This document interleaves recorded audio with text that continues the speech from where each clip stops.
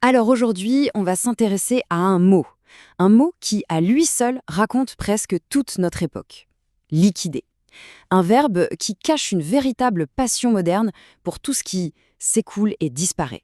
Bon, si on regarde la définition, c'est fascinant. D'un côté, liquider, c'est, voilà, clarifier, solder, mettre de l'ordre. Mais de l'autre, c'est carrément mettre fin, purger, voire tuer. C'est à la fois faire passer et faire disparaître. C'est vraiment dans cette double face, cette tension, que tout le sujet se trouve. Et ça nous amène à la question qui est vraiment au cœur de notre analyse. Et si, au fond, cette double signification, ce n'était pas du tout un hasard? Et si notre monde était obsédé par l'idée de tout liquider, de tout faire fondre? Attention, on ne parle pas juste de finance ici, hein, c'est bien plus profond que ça. C'est presque un geste, disons, métaphysique. L'idée, c'est de prendre tout ce qui résiste dans le monde réel, tout ce qui est solide, lent, un peu opaque, et de le transformer en un flux. Un flux qui soit transparent, rapide et surtout qu'on puisse calculer. Ok, mais comment on en est arrivé là? Pour le comprendre, il faut faire un petit retour en arrière et voir comment cette idée de liquidité est devenue, la valeur suprême. En fait, toute l'histoire de l'économie, on peut la voir comme ça, comme une longue, lente conquête de la liquidité. Au début, on avait l'or. Là, la valeur, c'était la matière, c'était concret. Ensuite, on a eu le billet de banque. La valeur est devenue une question de confiance dans une institution.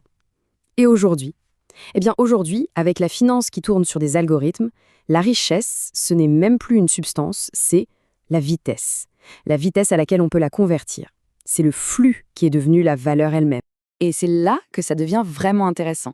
Ce concept, qui vient de la finance, il a débordé pour devenir une vraie idéologie. La liquidité, c'est devenu la promesse d'un monde parfait. Un monde sans accrocs, sans obstacles, où tout glisse, tout circule librement. C'est carrément un projet de société. Ok, mais évidemment, cette belle promesse, elle a un coût, un côté très sombre. C'est le moment de regarder la face cachée de cette obsession pour le flux. Parce que ce remède, il pourrait bien être aussi un poison. Pour bien saisir cette idée de remède poison, il y a un concept génial du philosophe Jacques Derrida, le pharmacone. Un pharmacon, c'est une substance qui est à la fois le remède et le poison. Ça guérit en simplifiant, mais ça empoisonne en effaçant des choses au passage. Et la liquidité, c'est l'exemple parfait. Oui, ça fluidifie l'économie, mais en même temps, ça dissout autre chose de crucial. Et là, on touche à une rupture, mais vraiment fondamentale. L'anthropologue Marcel Mauss, il a décrit des sociétés où la valeur naissait du contraire, du délai, de la dette symbolique, c'est-à-dire de cette obligation un peu invisible qui nous lie les uns aux autres. C'est ça qui crée le lien social. Notre économie liquide, elle fait tout l'inverse. Son but, c'est de tuer la dette, d'annuler le délai, et donc de remplacer la confiance humaine par la vitesse froide du calcul. Le lien social est remplacé par le flux. Donc la question c'est, qu'est-ce qu'on perd dans cette grande opération de liquidation? Eh bien, en voulant que tout circule sans arrêt, on efface la mémoire, le temps long, les liens humains, et cette fameuse dette symbolique qui fait qu'on tient les uns aux autres. Bref, on efface tout ce qui a du poids, tout ce qui résiste. Bon, tout ça, ça a l'air un peu philosophique, mais ça pose un problème très très concret à nos sociétés. Comment on fait pour attraper, pour taxer quelque chose qui est devenu aussi insaisissable, comme un fantôme? Le problème, le voici. Et c'est ce que l'économiste Gabriel Zucman essaie de résoudre. D'un côté, le capital aujourd'hui est devenu spectral. Il est global, il est partout et nulle part. Il bouge à la vitesse de la lumière. Mais de l'autre, nos impôts, eux, ils sont locaux, ils sont concrets, ancrés dans un territoire. Et du coup, la logique de la taxe que Zucman propose, elle est assez radicale, il faut le dire. L'idée, ce n'est pas de taxer ce qui est déjà liquide, mais au contraire ce qui ne l'est pas. On évalue la promesse de valeur future d'une œuvre d'art, d'un bien immobilier, et on la taxe comme si cette valeur était déjà disponible, déjà liquide. En gros, c'est une tentative de forcer le fantôme à devenir solide. Juste un instant, le temps de prélever quelque chose. Et cette métaphore du fantôme, inspirée de Derrida, elle est juste parfaite.